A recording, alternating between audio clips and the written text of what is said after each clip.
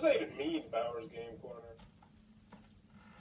Ahoy there, YouTube! I'm back again today for another game review. And today I'm very excited checking out C.O.G from Dr. Finn's Games. This is coming to a Kickstarter near you very, very soon. It's for 2 to 4 players. Take about an hour to play. I'd say it's for ages about 10 plus. And in C.O.G, you are going to be playing a word game. Kind of. But you're also going to be playing an engine building game. Kind of. And you're also going to be playing a worker placement game. Well, kind of.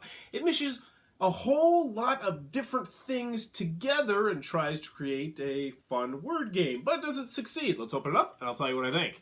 Alrighty then, we're going to take a look at what you're going to get inside of C.O.G. So before we get started, I want to mention this is the promotional copy in front of me, so take everything you see here with a grain of salt.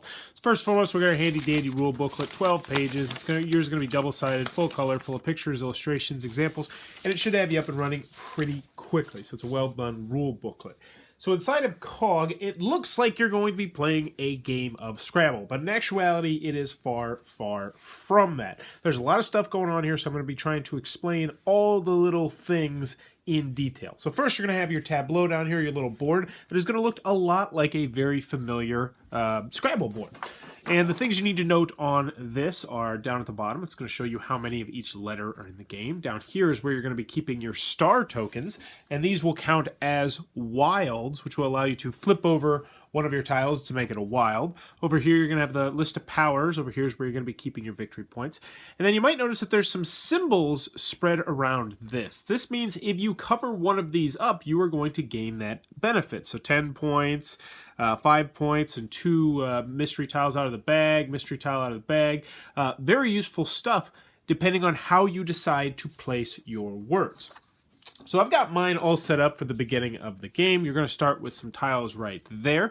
You're also going to start with these cards up here at the top. Also, you shouldn't have that. I'm just going to show it to you in a second. But you're going to have these tiles up at the top because this is not like Scrabble. You're not just going to be spelling any words you want and getting points for spelling words. You're going to have very specific words that you need to spell. And if you spell all of the words on a card, you're going to gain the reward up on top, which will be victory points. It'll be making certain letters persistently wild for you. It might be random tiles you get to draw, but you're going to be trying to spell these words down here in order to gain victory points. So let's get to the middle part right here because there's quite a good deal going on right there. So in actuality, this is kind of a worker placement game where you are going to have 4 of these C.O.G tiles right here, and you're going to be placing 4 C.O.G tiles per turn, 1 on the bottom, 1 on the right, 1 on the top, and 1 on the left. Over here, we just have victory points, which I'll just show you real quick, then I'll shuffle them off to the side. Pretty self-explanatory, 1, 5, 2, 10, and 25. And you'll be earning those throughout the game and also at the end of the game. And that is secret information, so you'll never know exactly how many victory points other people have. So at the end of the game, you're going to decide who's going to go first, then you're going to pass these around. They're numbered 1 through 4. And depending on where you start, you will gain a bonus. So you might gain victory points, you might gain a tile, you might gain a wild star. It really depends on where you are in the turn order. So let's take a look at this board right here and I'll show you how it works. So first on the left side, you're going to be placing one of your C.O.Gs over on the left side, and that will decide whether or not you're going to go first, second, third, or fourth. I'm currently on the 2 and 3 player side of the board, so there's no fourth here, but on the other side you would see that. If you put it there, you're going to gain the reward. So let's just say I want to go second, so that way I'm still going to go early, but I also would gain a wild star, which is great. Now, you put the wild star on your board, obviously. So the next spot you can go is up on the top. Now, in the 2 and 3 player version of the game, there's only going to be 3 spots to go to, like I mentioned. But the first spot is going to give you a letter and a wild star. Second spot is going to give you 2 letters. And the third spot is going to give you 3 letters. So you'll pick which one of these you do. Now, you're going to be taking turns, though. So player 1 would lay out one of their C.O.Gs. Player 2 would lay out one of their C.O.Gs, so on and so forth. So you really have to decide, in typical work placement fashion, which way you want to go first. What do you need more of? Now, on the right side, you're going to see that there's dice. And you're like, wow, I did not expect to see dice in this game. Well, how this works is you're going to have a little pawn on the board right there. And whichever die face you get is how many spaces you're going to move. Now, if you land on a space, you're going to gain the special ability on that space, which might be victory points, it might be stars, it might be words that you can pick out of the center right here, which might be exactly what you need. but you want to make sure that you don't land on top of other people, because if you land on top of other people, you do not get the bonuses. So the dice and when you select dice and which dice you select is very important, especially in a 4-player game where the board does tend to get very tight with only, let's see, 12 spots on the board. So you're going to be placing a cog here, a cog there, and a cog there. So let's just say we go there. We would get the OL. Everybody else would take their turn. Last but not least, you're going to go down here, and which is probably my favorite aspect of the game. You're going to be taking these cards right here. And these cards will do various different things, so I'll show them to you. So this is a one-time special use. It's going to give you 7 victory points. Boom, you do that, you get 7 victory points. End of the discussion. This is a persistent effect, because this is one of the things that you can do in the game is kind of build up your engine. And this would mean that all H's, P's, and K's are always going to be wilds for you. I mean, you can flip them over. So that's really cool as well. And then this one is going to work with the dice. And this one's going to say every round during the, what's it called, phase? The activate phase, where you're going to be activating your cabinet cards. These are called cabinet cards. Every round in which you have a blue die, you're going to be able to gain a wild token, which is really useful as well. We'll take a couple more looks at some more. But the other ones, and these are arguably the most important ones in the game, are these ones. This is one of the words that you need to complete down here most of the time. You're going to be using 5 out of 6 different goal cards. So it might not always be a word you need, but most of the time it will be a word you need. And how this works is you take this card from down there and you put an O and an L here. You're going to gain this special ability, which would be 5 points, and you'd get a random tile out of the bag. But you also get to take one of your cubes and you get to put it down here on top of whichever one that is. So boom, that's like we spelled that word over here. So it will make your job completing these cards substantially easier, because you'll only have to either get 1 or 2 of the letters as opposed to getting all 4 of the letters. In this particular scenario, it's not that great though, considering we already have BOL, but still, it would be good to have. So those are the cards down there. Let's take a look at a couple more. Some will give you victory points. Some will give you random letter tiles, and you can stack this up. So for instance, if you might have this with orange, let's see if we can find it. You might have, let's see. Yeah, you might have these two right here. This would be a great combination. That means every time you take a pink die, during the 4th phase, you're going to get a wild token and you're going to get a random letter, which can be huge. So how you decide to take these can really swing how the game is going to be played for you. So everyone's going to place their pieces. Then you're going to move to the activate phase, which is where you're going to activate your cabinet cards, which are these cards right here. So let's just pretend that let's just pretend we would get, say, a random tile out of the bag. We don't have a card that will let us do that, but we're just going to do it, and we would get the W. So then, next you would go to the construct phase. This is where you're actually going to be spelling things on your board. Now, the inside has 4 spaces. Your first word that you spell, you have to start here. But other than that, you can really kind of spell it however you want. Now, there are some loose rules in play. You can never make it so that you spell 2 words at the same time. There's also your typical Scrabble rules. You can't make words that don't make any sense. But let's try and construct something and see what would happen. So we have 3 wild tokens right now, which is actually the maximum. So we could go ahead and just make, wire. Let's just do that.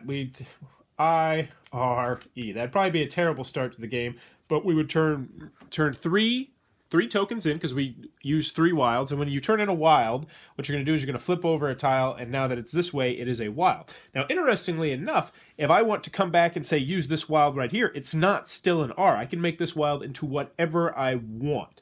Now, if I would have went over one of these pieces, I would have gotten that bonus.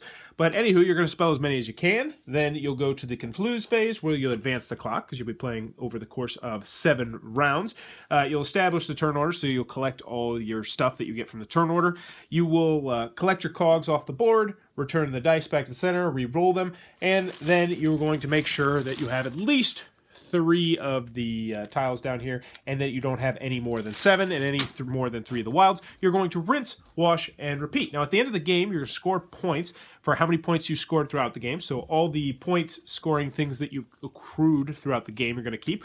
Also, you're going to score points if you completed a card, so you'll get those points. If you don't complete a card, then you'll get 1 point per word you spelled, and also 1 point per length of the word. So for instance, if you spelled bolt, but you did not complete this card, you would get B-O-L-T, and then you'd get 1 point for spelling it. So you'd get 5 points for doing that one. So that'd be pretty nice. Whoever has the most points will be the winner of C.O.G, and that, in a nutshell, is how the game is played. Alrighty then, C.O.G from Dr. Finn's Games. What are my final thoughts? Let's go over the pros, let's go over the cons. First, on the con side, game's not going to be for everybody for a couple different reasons. 2 to 4 players, very restricted player count. Also, I liked it best at 3 and 4 players. 2 players instills like this third little dummy character that's going to be going around the board. And while there is some strategy there, because you definitely might want to manipulate the dummy player to do what you want to do when it comes to moving, I still preferred it best at the higher player counts. Another con I have this game, and it's not really a con for me, but a con for some people, I imagine, is that this is nothing like Scrabble. And it looks, you know, people might go into this thinking, ooh, that's like a gamery version of Scrabble. It looks like it. And it does. It does look like it's a gamery version of Scrabble. It's not that at all. It's very little like Scrabble, in fact. And that's another con that I think some people might have. Some people might go into this expecting a word game, like your Letter Tycoon or something like that. This is not a word game. It's not about what you can spell. In fact, you are handcuffed on what you can spell. You can only spell this word and these words and these words and these words and these words. So it doesn't matter if you have a giant vocabulary. It doesn't matter if you have a small vocabulary. It doesn't even matter if you can read, honestly, as long as you know what the letters are, which I think will be a turnoff to some people. I personally don't mind it. But you need to go into this knowing that it's not that much of a word game, a spelling game, honestly, which is a little bit weird to wrap your brain around, because it definitely does feel like a word game when you first look at it. Another con that I have of this game is it tries to do a lot of different things, and, you know, what is it? What's the old adage? Jack of all trades, master of none. I really don't think that applies so much to this game, but I know some people are like, yeah, I just wish the game would have committed to either doing this or doing that or doing this. It's something that came up with 2 different people I played it with, so I did want to mention it. I personally did not agree with that sentiment. Any other cons I have with the game? Oh, the theme is completely nothing. No theme whatsoever. There's cogs and wires and keys and locks, and there's no theme. They put minimal effort into the theme, it feels like, honestly. Oh, last con, I worry slightly, ever so slightly, about a runaway leader problem, especially if somebody can get a really good engine going and if they can draw some lucky tiles. You can get string together some really good stuff, and it's going to be hard to catch up for other people, I feel like, but that only happened once or twice when playing it. Moving on, though, to the pros, I enjoyed C.O.G. C.O.G. really caught me off guard. I was expecting a gamey version of Scrabble, a word game, so to speak, and this is nothing like that. This is a game that tries to do a lot of different things, and I think for the most part it definitely does succeed at that.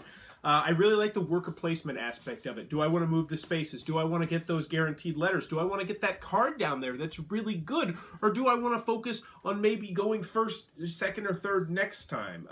So I felt like the choices you were making were always decent choices, which I do like. I like, in particular, the cabinet cards. That's my favorite aspect of the game, because yes, you can go for these cards, and that's going to be straight up victory points.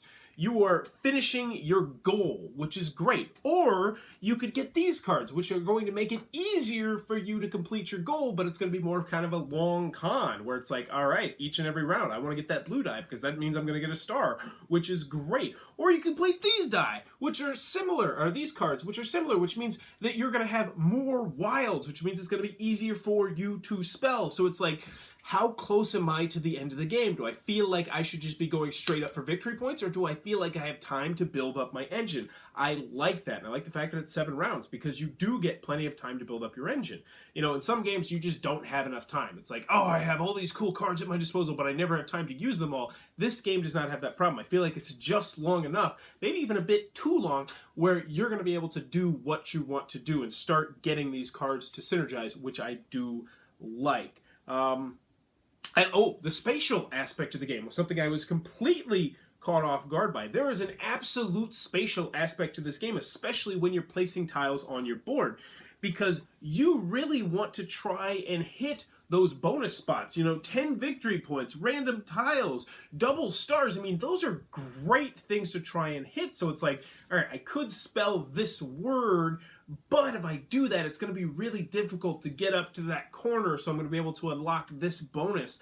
and I liked that aspect. I was not expecting the spatial aspect of this game. So overall, C.O.G is definitely an interesting game that I can recommend if you hit 2 to 4 players, because me personally, 2 to 4 players, it's a really hard player count to get to the table. But if you enjoy, I don't want to say word games. It feels like it's a word game, but it's not a word game. If you routinely hit 2 to 4 players, this is definitely one you might want to check out. That is C.O.G from Dr. Finn's Games. Definitely a game that I was not expecting to be what it was, but in a good way, if that makes sense. If you enjoyed this review, please be sure to click on that subscribe button down below in the comments below. Let me know, liquor or beer? For me personally, I always have a soft spot in my heart for beer, just because I've had so many good memories playing beer pong and bonging beers. But liquor, I find I get myself in a lot less trouble drinking liquor, because, I kind of just sip it. But for me personally, yeah, I still think I'm going to go with beer. I just love beer pong too much. But let me know in the comments below, beer or liquor, and as always, thanks for your time, YouTube.